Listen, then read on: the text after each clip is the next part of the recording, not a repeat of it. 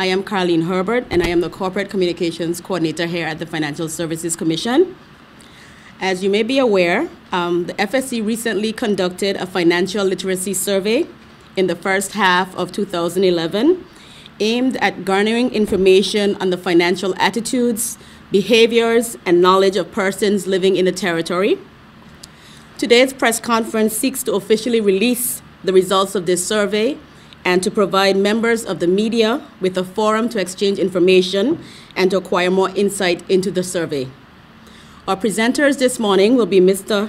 Robert Matavius, Managing Director, CEO at the FSC, and Ms. Elise Donovan, Financial Literacy Coordinator. I would like to request that you reserve any questions that you may have until both Mr. Matavius and Ms. Donovan have presented.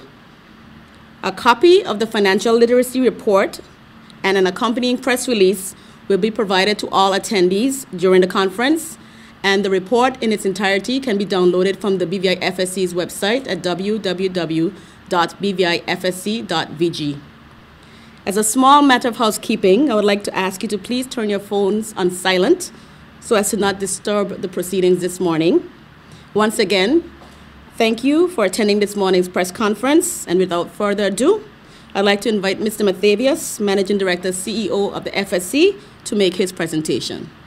I'm particularly pleased to be at the press conference where we're going to see the work of one of the newest divisions of the FSC, which is the Financial Literacy Program.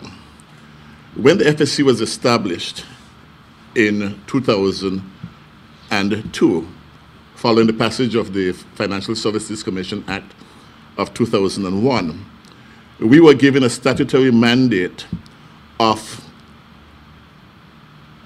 we were given a public education statutory mandate. Unfortunately, it is one area where the FSC, for a variety of reasons, have not been able to effectively discharge.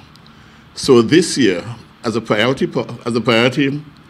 project, we commissioned the Financial Literacy Program within the Managing Director's office to make sure that we could start fulfilling the statutory mandate.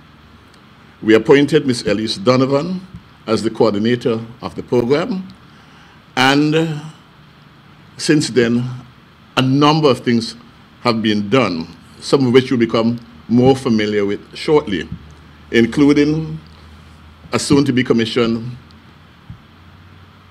Money Matters website, including what we hope to be released, a textbook on financial services, which we hope to release early next year, discussions with the banking community, which resulted in the production of a pamphlet to help educate or to inform BVI consumers as to why they were suddenly being faced with all types of personal questions when they go into the banks.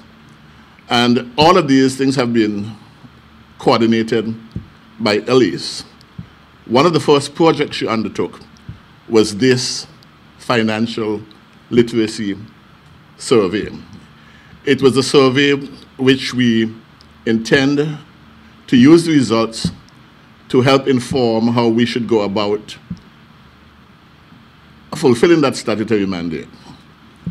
And I thought that it would only be fitting for the person to be informing you of the results of that survey, none other than Elise, who has been the one who has been doing the work. So my role here this morning is just to introduce Elise, and Elise, from now you're going to be the one who's going to tell them all that was done in this survey, who conducted it, during the time it was conducted, how it was done, and the results of the survey, which I think you will find very, very interesting. So Elise Donovan. I just wanted to give you a fuller understanding, as Mr. Matavius highlighted, that the financial literacy survey is the first step in terms of us deciphering what are the strengths, the weaknesses, and the opportunities and threats to the British Virgin Islands population financial competence.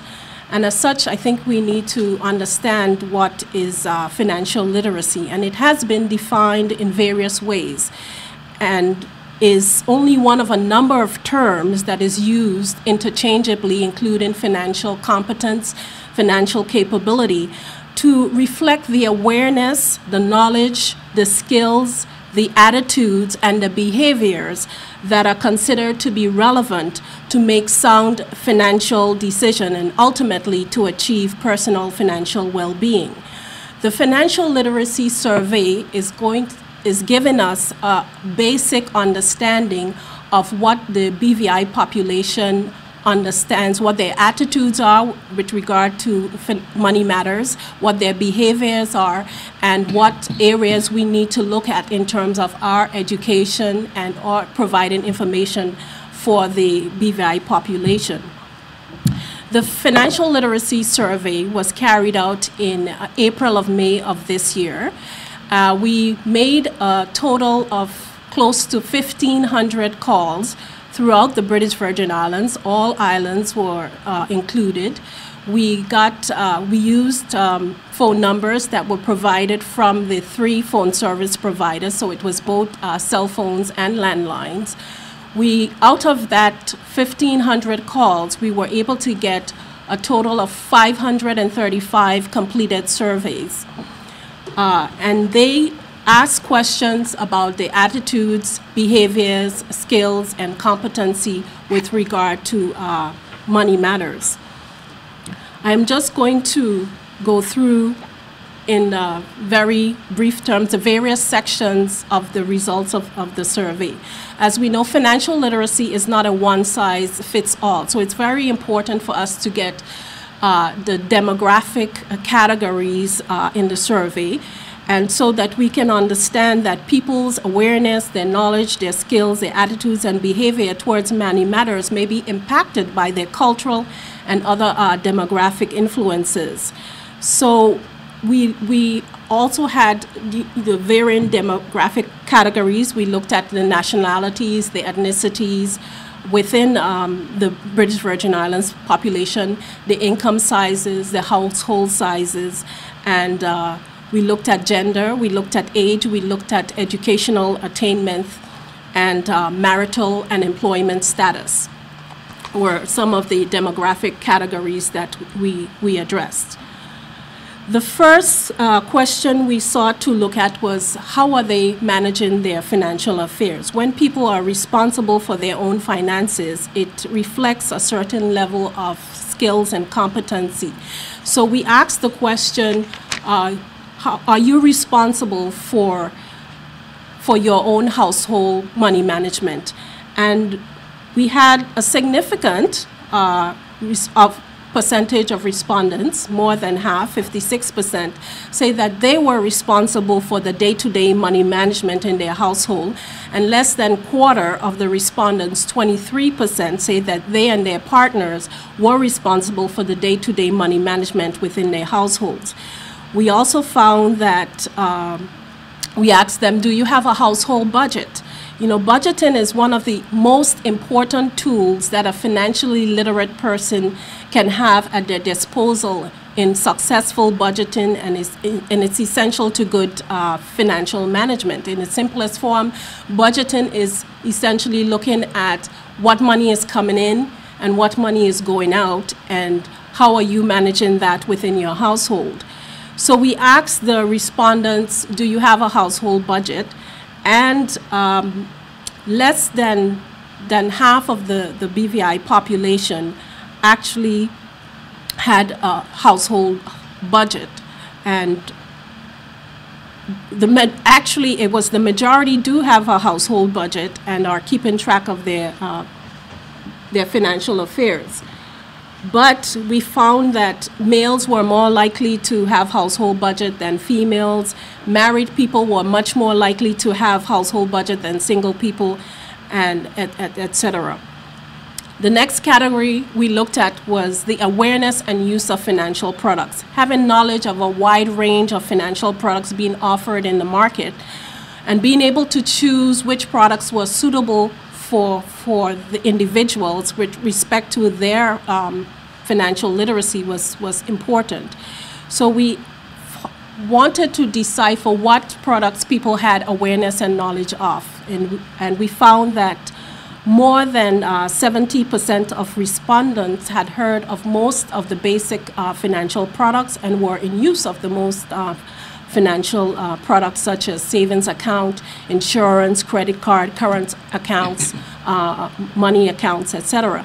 But when it came to the more complex financial products such as investment accounts, stocks, shares, bonds, people had less knowledge of those products and were using them even less frequently. I think one of the things, I guess, that highlights in this report that a significant percentage of the BVI population, which is about 69% of the respondents, did not have a pension fund. As you may be aware, that the Labor Code now requires that employers provide pension plans for their permanent employees. And as such, so we need to, that's one of the areas that we have certainly identified that a large percentage of the population did not have, with regards to this survey, a large percentage did not have pension funds. We also looked at how do people choose financial products when they are provided with information or choices. How do they go about making their decisions? And a large percentage of people do not do a lot of shopping around when they're choosing financial products. They don't consider products from different financial companies before they decide on which product to choose. And as an example, for example, every year, if you have car insurance, you have to renew the insurance. And most people, based on the survey results, just automatically stay with the same provider rather than going and finding out if there are better rates in the market or if the company is offering better services. So people don't do a lot of shopping around to find out, what financial products are out there and to select the best one for themselves. We also wanted to find out how are they making their decisions when they actually choose their financial products. In the international markets, we see that a large financial consumers go to their friends and family for advice on financial decision making.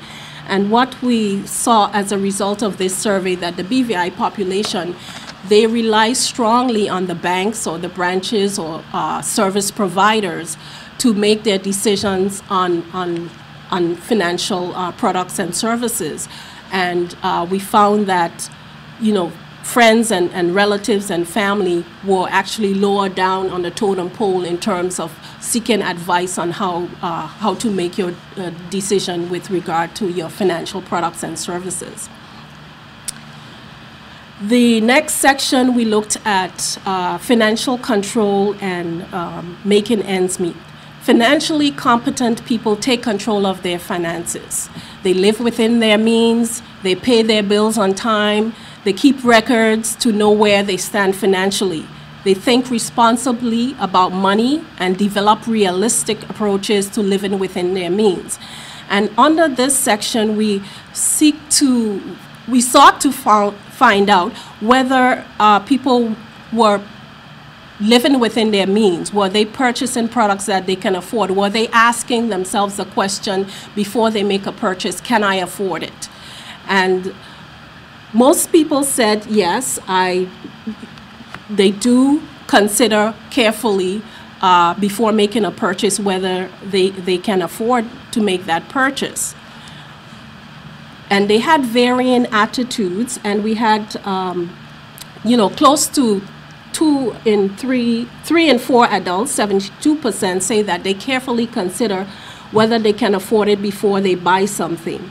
And that varied based on educational attainment levels. And one of the highlights in the survey showed that adults with lower educational attainment levels were even more likely to carefully consider whether they can afford something before they make a purchase than people with higher educational attainment levels.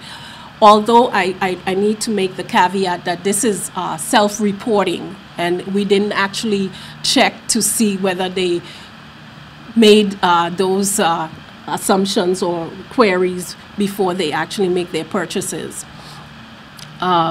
People are also less meticulous about paying their bills on time. Less than 2 in 3 adults, 64%, said that they pay their bills on time. Fewer say they keep close watch on their financial affairs.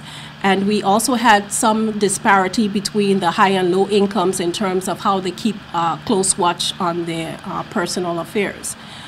Most adults have varying beliefs and attitudes with regard to spending. Slightly more than 1 in 3 adults agree that money is there to be spent, and about the same percentage agree that money is there to be spent. Men were more likely to agree that money is there to be spent than women. With significant numbers of the BVI adults, while significant numbers of the BVI adults are careful about their spending habits and keeping close watch on their financial affairs, some still experience making ends meet. We asked the question, in the last 12 months, was there a time that your income did not cover your living expenses? And many respondents answered yes. Slightly more than 2 in 5 adults say that they had problems in the last 12 months making ends meet, that their income did not cover their living cost. And we had, again, in the various demographic segments, we can see a disparity in terms of who had more problems making ends meet versus who were able to cover their living expenses. And you can review the report more closely for those. We also look at saving. Were people saving money? Were they putting aside? What were their saving rates? And a large percentage, 65%, a significant percentage of BVI adults said that they are saving money.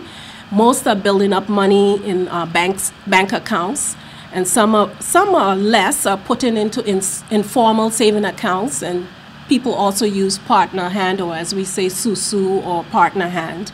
So a small proportion of people are also using investment accounts, and not as large as using bank accounts and saving accounts as well. The other section that we looked at was financial planning. And financial planning is the ability to cope with unexpected events and to make provision for the long term. Like saving, financial planning provides the best ways to achieve financial security. This section sought to determine how people will cope if they had an unexpected loss of their main source of income. How would they live? How would they survive? Did they have enough money saved? And compared to managing their money and saving and using their money, fewer numbers of BVI adults are planning for the future or saving for a rainy day. Less than 1 in 2 adults, 48%, have enough money saved that would last them more than 6 months if they lost their main source of income. Financial experts recommend that, well, they used to recommend that people have an emergency fund or money saved up for 3 to 6 months in case of emergencies or if you lost your main source of income. But with the financial crisis and people being in unemployment for longer periods of time, they have now increased that period and said that you should have enough money saved for 6 to 8 months and even longer in case you lose your main source of income. So the fact that less than 1 in 2 adults in the BVI population had enough money saved to last them more than 6 months was notable. 1 in 5 adults have enough money saved to last them at least 3 months, but not 6 months. 1 in 8 adults have enough money saved to last them 1 month, but not 3 months. And a small percentage only have enough money to last them less than a month. Again, we looked at the various demographic behavior or savings with regard to making ends meet. And you will see in the demographic categories that there are some disparities with regard to how certain segments of the population are being able to make ends meet versus other segments of the population. We also asked them, when you are having problems making ends meet, what is your response? And the response was that their first response to having problems making ends meet was to cut back on spending. So people cut back on spending, then they may go and use what they have in their savings, and as a last resort, they will go and borrow money from friends and family, or money or food from friends or family. So, and that is also something that we see that differs in other countries, where people may first go to their friends and family to borrow money when they have problems making ends meet. But in the BVI population, people first choose to cut back on their spending, and then as a last resort, they may go to borrow money from friends and family. The last section that we looked at was with regards to the knowledge and understanding of financial products and services. And we had we did a score, and it was they scored about 68% on the knowledge and understanding of questions with regard to financial literacy. And these were questions asked about calculating interest rate, basic questions on interest rates, inflation, etc. Close to 90% of respondents answered the questions correctly about the meaning of inflation, and respondents scored similarly on working out a percentage as a number of division question. Respondents scored an average of a question on savings with increasing with simple interest. They scored relatively easy on that. But they scored low when we asked questions about investments and stocks. And similarly, they scored low on the impact of inflation. And they had the lowest scores in terms of understanding the principle of compound interest. What we saw overall in the survey was that there is a high correlation between low income and financial difficulties, that people who are having problems making ends meet. The lower the income, the more likely people are to be having financial difficulties. Low incomes also have a challenge saving more money. And budgeting is one of the areas where we see some inconsistency between what people say they do or they believe that they do and what they actually do. You know, this is, again, I make the caveat, this is self-reporting, so we didn't actually go and check to see if they had a household budget. And a large percentage say they keep a close personal watch on their financial affairs, but when you ask, do you have a household budget, you know, a smaller percentage said, yes, we have a household budget, even though they reported that they keep a close personal watch on their financial affairs.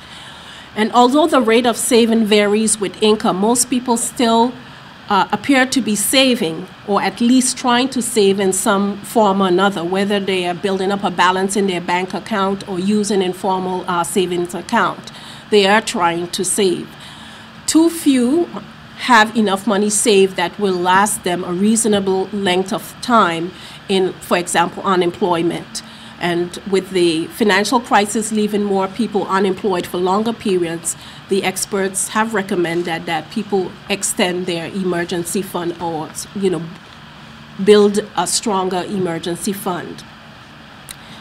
There are many challenges. Many are having challenges making ends meet and finding it hard to save for a rainy day. And their first approach, as I said before, is to cut back on spending or to do without.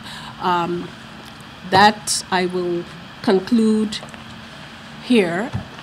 And I hope that gives an overview of the Financial Literacy Survey report. Thank you very much, Elise. And now we'll open the floor to any questions. Please identify yourself before you ask the question. Thank you. Sorry, just one clarification. At the beginning, you said that less than half of the population had a household budget, and then you went on that the majority had a household budget. So okay, sorry, it is 51%.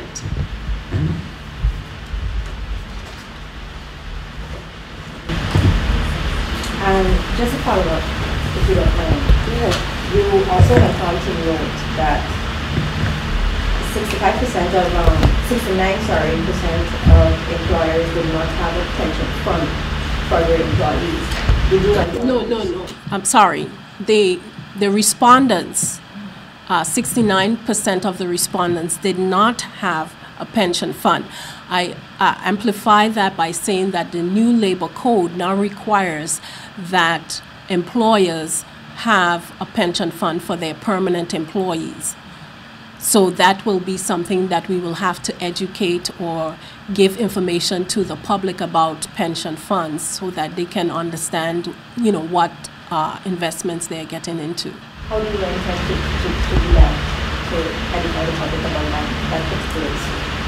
I started off by saying that the public education mandate was one thing that we did not do sufficiently. So now that we've started the financial literacy program, this has identified one of the areas where we have to start teaching people about pensions and so forth.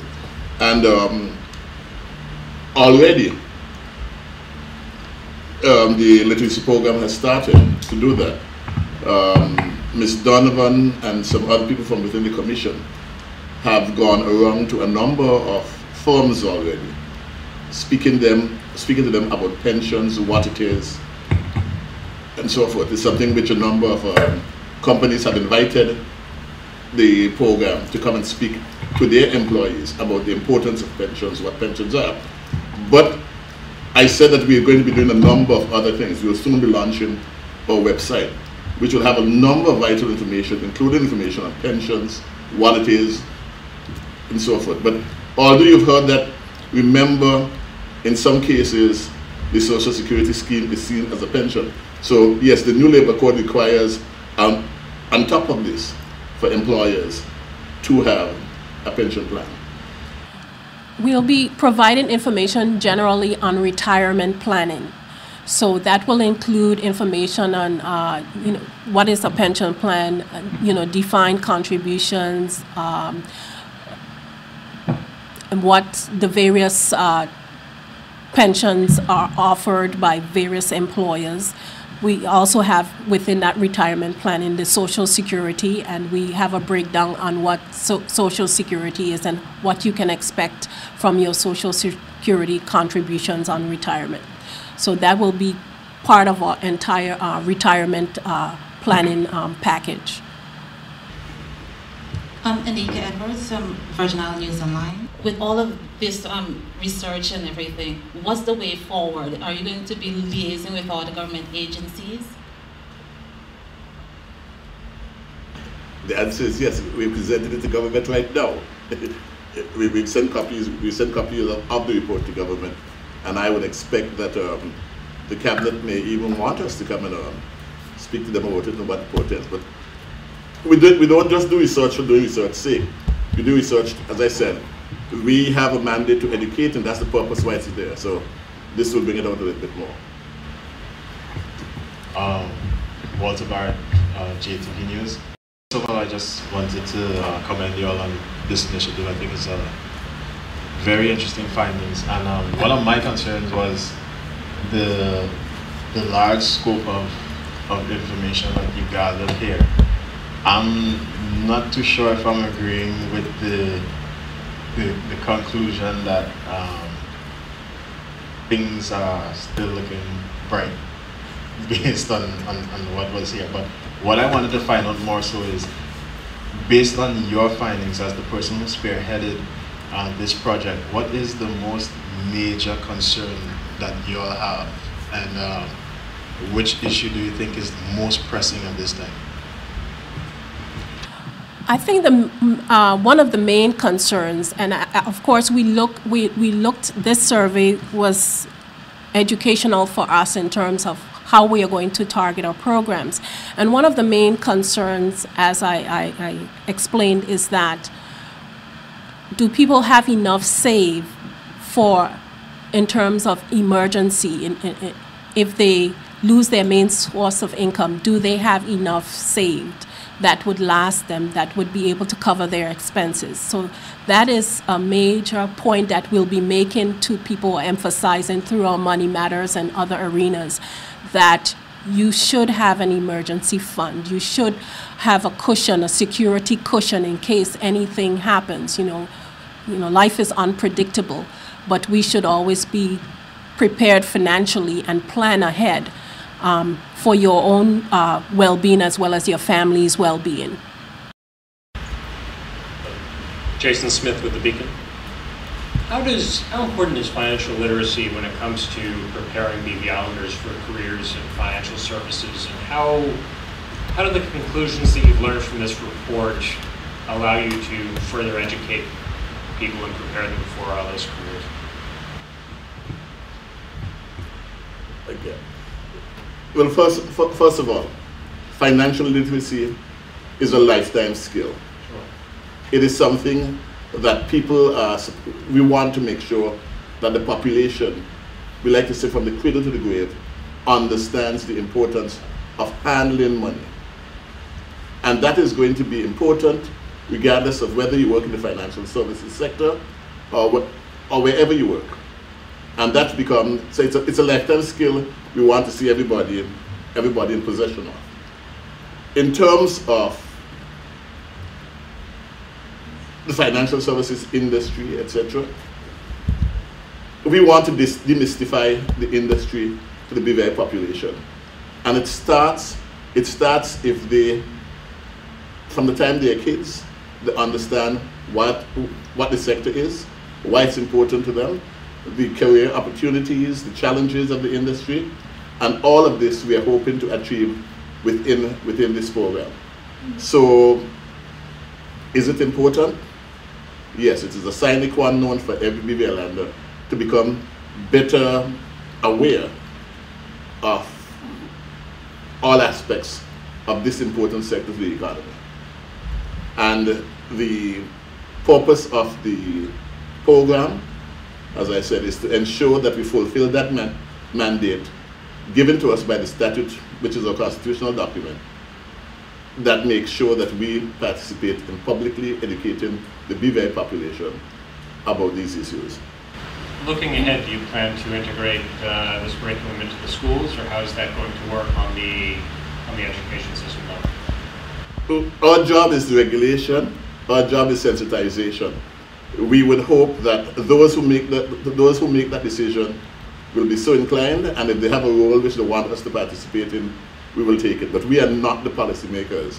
What is set is given to us, and we carry it through. Your role is advisory, and it won't be direct revision of the education, right? Yes. I also want to emphasize that financial literacy is also about, the ultimate goal is to ensure that consumers take action to improve their financial well-being. If we have financial consumers that are uninformed or don't have enough information at their disposal, they may make suboptimal choices, which may result in them making decisions that are not in their best interest.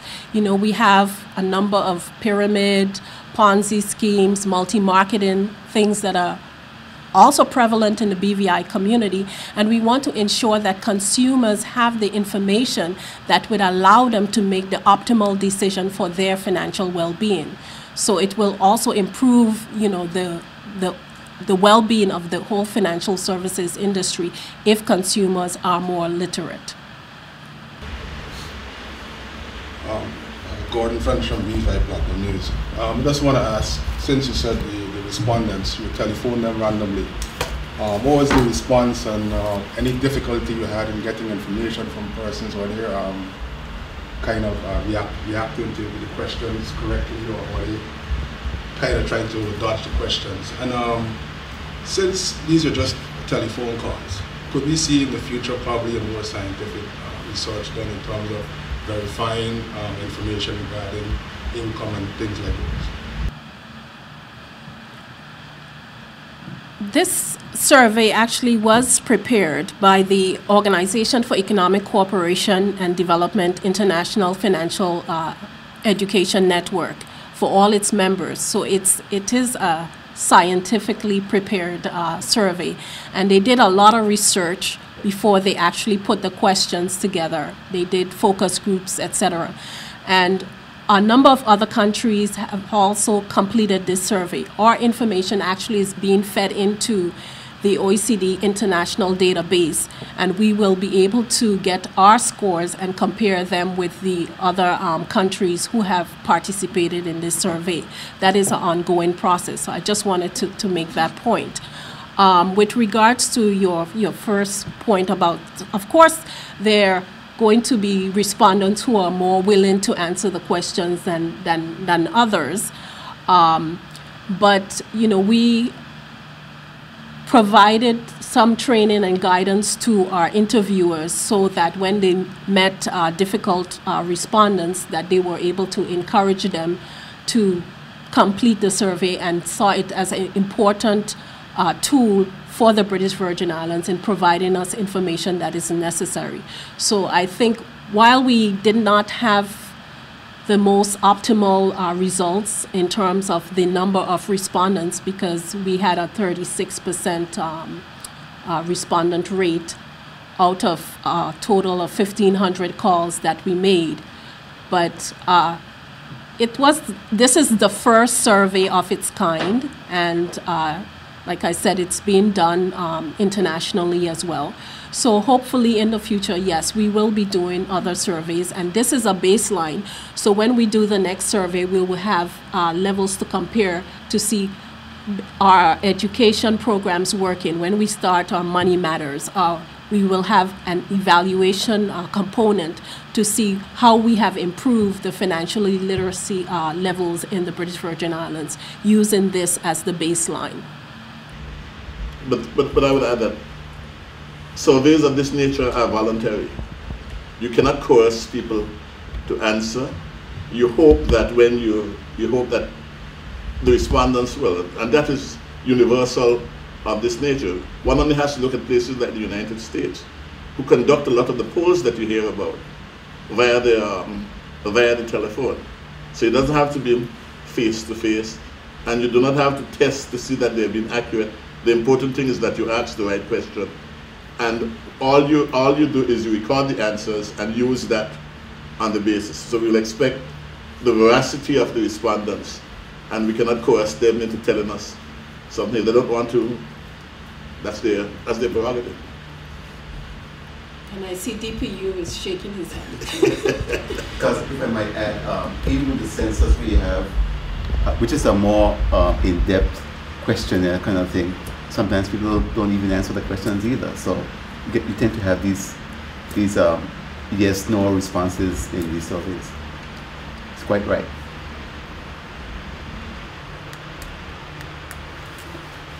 Are there any more questions? This question is directed to Mr. McTavius, who's been involved in the financial industry for a long time. In the survey, it was pointed out that persons would go to their families lastly, as opposed to other countries. Mr. McTavius, is this what is responsible for this in the BVI? Well, first of all, the BVI is a melting pot of people from all over the world. You do not know, since it's a random sample, we do not know whether there were people who don't have family members here, whether there are a number of variables, and we cannot seek to give you a definitive answer on that. All we can say is that we actually question, and these are the results we got. No analysis. the survey has just been put together. There will be people who will analyze it, and I'm sure you might hear some things from the policymakers and things like that, but we cannot presume, and that is not our role, we cannot presume what a number of the things are. Well, we do have some analysis. For example, one of the things we do look at is that the people who are having the hardest time making ends meet are the ones probably who can least afford to not have a safety net. So that is an analysis that we looked at, because they're the same ones with the lowest incomes, and they're the ones that are having the hardest time making ends meet. Delana Els, BVI News. I noticed at the bottom here you say it's unlikely that Money Matters BVI will be able to affect BVI's high cost of living and inadequate incomes. So how realistic is your proposal here? Are you saying really that even with low income bracket, you can still have a stable financial future or plan for the future? Is that basically what you're saying here? Yeah. Well, essentially the whole thrust will be trying to get people to live within their means and to, abide, to have stronger financial management, to do budgeting, to save more. So within whatever budget you have, because this is not applicable just to low incomes. Financial literacy is for the low income as well as the high income and the middle income. Financial literacy is for all, because we have seen here in the BVI as well as globally, people, whether they're high income or low income, have been affected by making poor financial choices.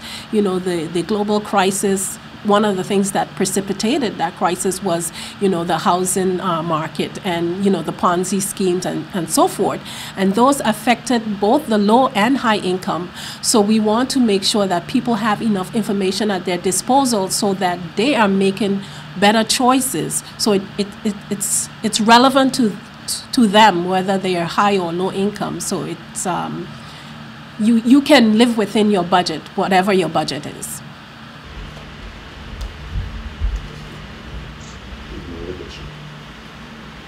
If no other questions, we have a question. Good morning, everyone. My name is Reginald Hodge, statistician to the Development Planning Unit. I just want to end the press conference on a high note. I remember distinctively when Ms. Donovan approached Mr. Phillips and myself about the financial literacy survey. And I was wondering for a while, well, what's going on? And I'm so happy to see that it has bear some good fruits. And I want to congratulate you on taking this high initiative to produce such a well in-depth report. And I know my colleague, Mr. Malone, is not here, but I was sent at the last minute to sit in for Mr. Malone. But job well done and congratulations. And I hope that more fruits will be borne as time goes forward. Thank you very much. I just wanted to point out that Mr. Michael Malone actually was the one who collated the data and put it together. He's a statistician with the Development Planning Unit. If there are no further questions, Mr. Mathavius will now give a few closing remarks. Let me say once again, thank you all for coming, because if you did not come, the work that the Financial Literacy Program, Elise, DPU, and the interviewers and the interviewees, the interviewers, would not be known by anyone. But it's also a criticism very much often leveled at the Financial Services Commission, is that all of our work is externally driven. Most of the things we do, people feel that we are pleasing international standard setters. We're doing a number of other things. And the Financial Literacy Program addresses this, because it is making sure that the work that we do has greater relevance to the people who live here in the BVI, and not only in terms of the revenue that we collect, but that it can affect their lives in meaningful ways. Information on financial products, on retirement, on savings, on a number of things is going to become the byproduct of our financial services literacy program. And I want to ask you to keep your eyes out on that space, both in terms of the website, which we hope to be launched later, and the many programs that the unit will be conducting. It is all with a view to trying to make sure that the BVI public is better informed about financial aspects of their life so they can make informed decisions for their benefit and for the benefit of the BVI community. So thank you very much.